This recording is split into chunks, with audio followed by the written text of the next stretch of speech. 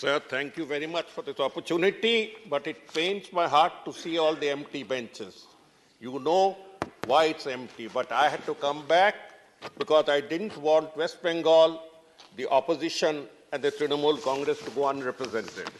Sir, I came back because it's my duty to dispel a dangerous delusion that this government suffers from. There is a delusion that everything is well, and in this self-delusion, the government of the day is going to cause irreparable harm to India. I'll just state a few international statistics. Press freedom index, we have come down to 150 from 80. Environmental performance, we have fallen by 55 points. We are now the 4th worst country in the world, established and no contest. Global Hunger Index has been contested, but I'll still quote it that we are of the worst in the world, one of the worst. Global Gender Index, we have reached a stage below Bangladesh. On healthcare and many other precedents, but I'll not take more time on this. This is only a backgrounder of where we stand so that we don't suffer from dangerous delusions. 5% of the Indians own more than 60%. I'm repeating this Oxfam report only to hammer down the point that this wealth could not have been taken out from the poor to enrich a particular small group without a conducive legal and economic regime. So you know it, I know it, that willingly or unwillingly we have colluded to enrich a small group, and this inequality will be of dangerous harm. Honorable member, Sir. Your reflection is limited to your knowledge. Sir. To the extent what I know, the moment I reflect, you will say, I am responding to the debate. I have been away all over in the world twice and failed something, which we will share outside the house. Take me with you next time. So I do not share your perception at the moment. You said we both agree. No. Okay, sir. Please go ahead. Please conclude. Sir, the humble suggestion that I make, Oxfam has come up with a wealth tax suggestion. The dangerous amount of concentration of wealth, where 102 billionaires have now turned out to be 142, needs to be contributing more to the national economy. It was a higher percentage, 3.4% of the GDP, which has now come down to 2.4. Now, what I'm saying is that while I take cognizance of the Oxfam report recommendation, I would submit that we feel wealth tax is regressive. We feel wealth tax is regressive. We submit for a tax on securitization. All the share value and market capitalization is utilized by everyone, not Adani only, everyone to gain loans. That is an act of securitization. A top skimming can surely be made on that. We are pleading for a securitization tax that would go above a level and hit only a certain class, not the middle class. Thank you. So this one, sir, I come now to the budget. The fiscal deficit is still dangerously high. The government has reduced it, it's a fact, but we have come to 6.4. We are aiming for 5.9. God bless, we may achieve 5.9, but it's nowhere near the ideal of 3%. We have to find ways and measures. And one of the measures that I would suggest is that our tax to GDP ratio is one of the worst in the world. In a country of our consequence, it's one of the worst. In the sense that while the West has a tax to GDP ratio of as high as 40%, the capitalist countries have 40% tax to GDP ratio. India has increased from 10.3 to 11.7. So, which will not give any government, not this government, any government will not have resources to fulfill commitment. This needs a serious thought. This needs a serious examination by all. Now, 40% of the budget is going for consists of borrowing. This is dangerous. All governments have done it, but I would still submit that this is dangerous. 40% of whatever tax revenue goes for interest repayment, 46%. Most nations have a ratio of 8 to 12%, and we are there at such a high level of repayment. India has now 24% of its budget going into repayment. Fiscal deficit is nothing but a debt burden. Fiscal deficit will only improve, only make the situation worse.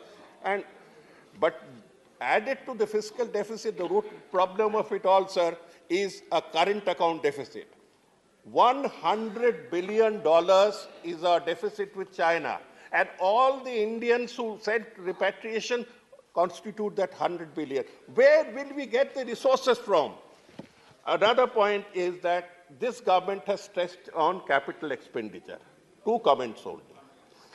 This capital expenditure of 10 lakh crore by the government indicates a complete failure of the private sector to invest. The private sector has not invested and no measures have been taken. We have exempted the 3.5 lakhs by way of corporate tax, but we have not been able to bring in animal spirits in them. Please conclude. The second part, sir, I would submit, is that capital assets has a dangerous link with corruption, contracts and corruption. Yes. It leads to a contractocracy. I fear that. We have cut down corporate taxes so severely from 30% to 22%, and my projected loss is 3.5 lakh crores foregone. We have mentioned of the tax to GDP. Sir, we call ourselves Vishwaguru. I take pride also. When I see terms like Vishwaguru, I also take pride. I'm an Indian and very much a part of the governance. But when we look at reality, away from the clapping and self-adulation, we will see that India has a population of 17.7%, and our contribution to the world economy is 1.42. 1.42. How can 1.42 of the world economy ever claim? So we need introspection. We need introspection here. Shri, we need to find out the reality. Finally.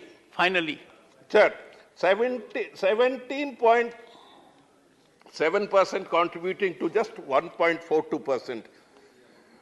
Per capita income, we can go by the entire GDP's comparisons from very different angles, but there's still... Honorable member, please conclude. Sir, I have 15 minutes. I'll give you please. 15 minutes. Aapke daya par. And you are making your points very impactfully. Sir, just a few sharp points.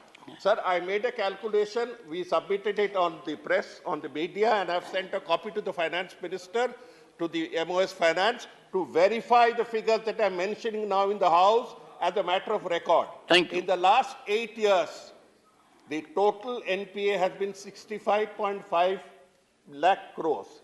65.5 lakh. Correct me if I'm wrong. Number 2, after all deductions, the write-off on the NPA has turned out to be 14.5 lakh crores. 14.5 lakh crores, even if you go in for recoveries after NPA, which happens at 13%, 14%, I am deducting 20%. Yes. There is no explanation for 12 lakh crores in 8 years. It has never happened in Indian history. Thank you, Mr. Jawhar Sircar. Thank you. 12 lakh crore, we need to find out where it went, because it went to people who were not punished. Thank you, sir. People have got out with immunity. Shri. Sir, on food, sir, one word on food only.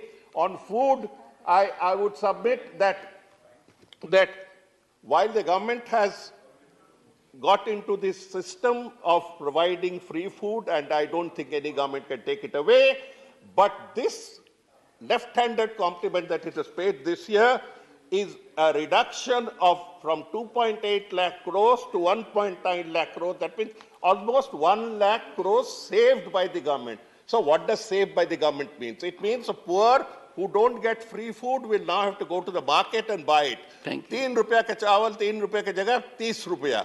This is an infliction on the people. Thank you. We have also mentioned Narega, health. Health, we are just 86,000 crores. Sir, can a respectable Vishwaguru nation do 86,000 crores? Education, sir, again, a disaster of 1.12. Now the education ministry is making up figures. Every time you ask them, they give me 2 figures. One is, we spend 1 lakh crore from the central government, from the education ministry, and the central government spends 2.3. Thank you. Where does 1.6 come from? Shri P. Wilson. Sir, with these words, sir, I draw the attention of the government to what I would term the need for urgent rectification. Sir, of it has,